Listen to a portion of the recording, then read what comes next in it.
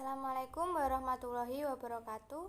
Kami dari kelompok 7 akan mempresentasikan tentang melindungi sistem informasi. Perkenalkan, nama saya Alfiani Nila Erlita dan teman-teman saya ada Nur Aini, Eli Nurlina Sari, Zainatul Akhirah, dan Vega Septian Fikri. Pada sistem informasi ini terdiri dari 4 materi. Materi yang pertama yaitu kerentanan dan penyalahgunaan sistem. Ancaman terbesar dan paling umum terhadap sistem informasi kontemporer bisa berasal dari sisi teknis, lingkungan, organisasi, dan bisa diperparah dengan keputusan manajemen yang buruk. Jika tidak ada perlindungan hukum yang kuat, data-data bisa hilang dan jatuh ke tangan orang yang tidak bertanggung jawab. Membocorkan rahasia bisnis, perusahaan melanggar privasi seseorang. Kerentanan internet. Saat ini layanan telepon berbasis internet lebih rentan daripada jaringan suara karena kebanyakan full IP traffic melalui internet publik yang tidak diekspresi, sehingga siapapun dengan mudah dapat mendengarkan percakapan. Semakin luasnya penggunaan email seperti Telegram, WhatsApp, program P2P, file sharing, maka kerentanan akan yang B yaitu WOM, yaitu program komputer jahat independen yang menyalin diri dari satu komputer ke komputer lain melalui jaringan. WOM dapat bekerja sendiri tanpa perlu menempel pada file komputer lain. Untuk yang C, Trojan Horse adalah program yang pada awalnya tampak jinak, tetapi pada waktu ke waktu tertentu dapat aktif untuk melakukan sesuatu yang merugikan. Sehingga Trojan Horse bukanlah virus karena tidak dapat menggandakan diri, tetapi merupakan pintu masuk bagi virus ke dalam sistem komputer. Yang D, beberapa spyware juga bertindak sebagai program berbahaya. Program kecil ini menginstal diri sendiri di komputer secara diam-diam untuk memantau aktivitas penggunaan berselancar web. Untuk yang B, penyalahgunaan sistem, antara lain hacker dan kejahatan komputer. Hacking peretasan adalah tindakan yang dilakukan oleh penyusup dengan mengakses sistem komputer dan ada tanpa izin hacker. Orang-orang yang melakukan hacking pada dasarnya adalah program komputer yang memiliki keterampilan tingkat ahli dalam suatu perangkat lunak atau bahasa program tertentu. Berikut beberapa teknik yang digunakan oleh hacker untuk menembus sistem komputer melalui internet. Yang pertama, SQL injection. Injeksi SQL adalah teknik yang memungkinkan peretas bermain berdasarkan kerentanan keamanan perangkat lunak yang menjalankan situs web. Yang kedua, Detov FTP. Password. Peretasan kata sandi FTP mengambil keuntungan dari kenyataan bahwa banyak webmaster menyimpan informasi login situs web mereka pada PC mereka yang kurang terlindungi. Yang ketiga, cross-site scripting, juga dikenal sebagai XSS yang sebelumnya yaitu CSS. Script lintas situs adalah celah sulit ditemukan di situs web, membuatnya rentan terhadap serangan. Selanjutnya, spoofing and sniffing. Hacker sering memasukkan atau spoof identitas mereka, atau menggunakan email palsu atau menyamar sebagai orang lain. Mungkin juga spoofing mengarahkan link web ke alamat palsu. Sniffer adalah program yang mampu menyadap informasi yang melewati jaringan. Selanjutnya, serangan denial of service. Dalam serangan denial of service atau DOS, hacker membanjiri server jaringan atau server web dengan ribuan komunikasi atau permintaan untuk layanan palsu dengan tujuan untuk memacetkan jaringan. Selanjutnya, kejahatan komputer. Kejahatan komputer adalah pelanggaran pidana yang melibatkan pengetahuan teknologi komputer. Selanjutnya, pencurian identitas. Kejahatan pencurian identitas ini terjadi ketika seseorang penjahat mendapatkan informasi pribadi seperti nomor KTP, nomor SIM, atau nomor kartu kredit untuk menyamar sebagai orang lain yang digunakan untuk memperoleh kredit, barang, atau jasa atas nama korban. Selanjutnya, click fraud. Klik fraud terjadi ketika individu atau program komputer melakukan kecurangan dengan cara mengklik iklan online tanpa niat untuk bertransaksi atau pembelian. Klik fraud telah menjadi masalah serius bagi situs-situs yang menampilkan iklan online dengan sistem bayar per klik. Selanjutnya, global threats atau cyber terrorism dan cyber warfare. Internet yang mendunia memungkinkan penjahat cyber untuk beroperasi dan berbuat kejahatan di mana saja di seluruh dunia. Kerentanan internet dapat membuat jaringan digital menjadi target yang mudah bagi serangan teroris atau badan intelijen asing yang berusaha untuk membuat kekacauan dan bahaya yang luas. Selanjutnya, internal threat, yaitu karyawan. Karyawan memiliki akses ke informasi rahasia, dan dengan adanya prosedur keamanan internal yang ceroboh, mereka sering mampu menjelajah sistem seluruh organisasi tanpa meninggalkan jejak. Yang terakhir yaitu kerentanan perangkat lunak. Kesalahan perangkat lunak menimbulkan ancaman konstan untuk sistem informasi, menyertakan kerugian yang tak terhitung. Ya, saya di sini akan melanjutkan materi yang kedua, yakni nilai bisnis dari keamanan dan kontrol sistem informasi.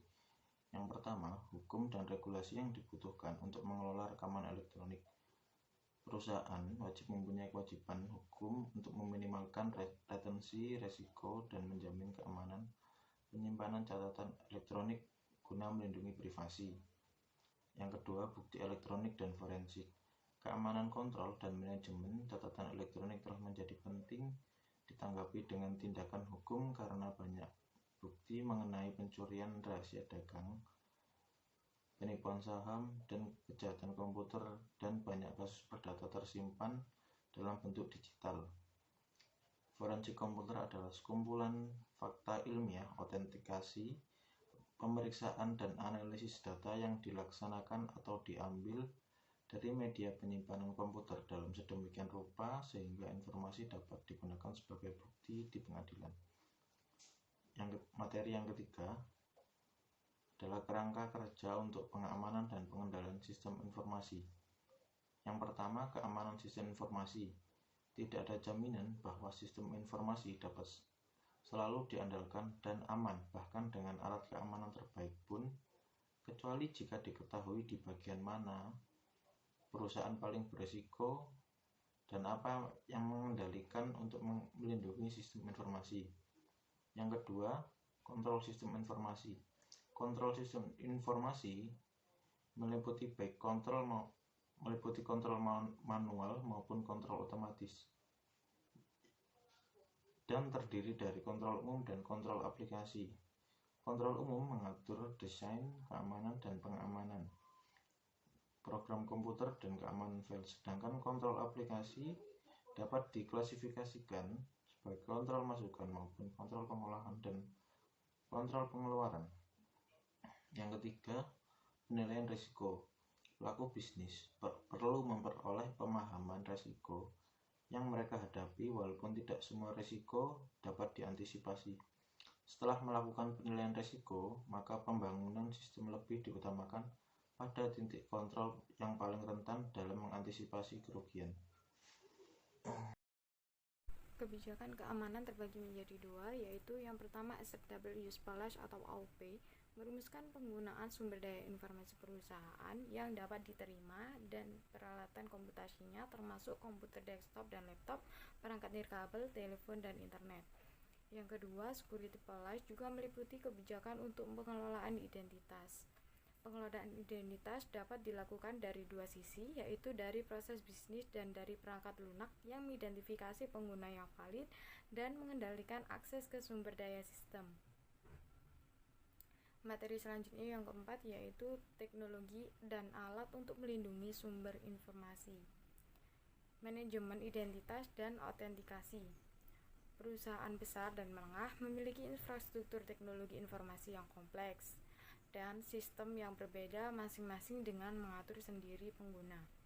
Perangkat lunak manajemen identitas mengotomatisasi proses melacak semua pengguna ini dan hak istimewa sistem mereka. Menetapkan setiap pengguna identitas digital yang unik untuk mengakses setiap sistem. Firewall, Intrusion Detection System, dan antivirus software. A. Firewall. Firewall mencegah pengguna yang tidak sah mengakses jaringan pribadi. Firewall adalah kombinasi dari hardware dan software yang mengontrol arus lalu lintas jaringan masuk dan keluar. B. Intrusion Detection System. Sistem deteksi intrusi merupakan fitur alat pemantauan penuh waktu yang ditempatkan pada titik-titik yang paling rentan atau hotspot pada jaringan perusahaan untuk mendeteksi dan mencegah penyusup.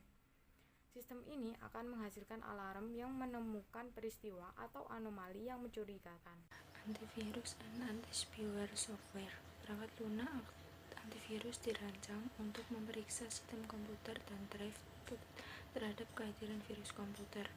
Seringkali perangkat lunak menghilangkan virus dari daerah yang terinfeksi, namun antivirus hanya tetap efektif terhadap virus yang sudah dikenal ketika perangkat lunak dibuat. Untuk tetap efektif, antivirus harus terus diperbarui. Unified Threat Management System untuk membantu bisnis mengurangi biaya dan meningkatkan pengelolaan, vendor keamanan telah digabungkan menjadi satu kesatuan alat keamanan termasuk firewall, jaringan pribadi virtual, sistem deteksi intrusi, dan konten web penyaringan dan software anti-spam. Produk manajemen keamanan yang komprehensif ini disebut sistem manajemen ancaman terpadu atau UTM. Mengamankan jaringan wireless, perusahaan dapat lebih meningkatkan keamanan Wi-Fi dengan menggunakannya dalam menghubungkan dengan virtual private network atau VPN, teknologi saat mengakses data internal perusahaan. Enkripsi dan infrastruktur kunci publik. Enkripsi adalah proses transformasi teks biasa atau data ke dalam teks cipher yang tidak bisa dibaca oleh orang lain selain pengirim dan penerima yang dimaksudkan. Sebuah sistem enkripsi kunci publik dapat dilihat sebagai rangkaian kunci publik dan swasta yang mengunci data ketika mereka ditransmisikan dan membuka data ketika mereka diterima. Memastikan sistem ketersediaan. Sebagai perusahaan semakin bergantung pada jaringan digital untuk pendapatan dan operasi, perlu mengambil langkah-langkah tambahan untuk memastikan bahwa sistem aplikasi mereka selalu tersedia. Memastikan kualitas software. Metrik perangkat lunak adalah penilaian objektif dari sistem dalam bentuk pengukuran kuantitatif, penggunaan berkelanjutan, metrik kemungkinan, penggunaan sistem informasi, departemen, dan akhir untuk sama-sama mengukur kinerja sistem dan mengidentifikasi masalah yang terjadi.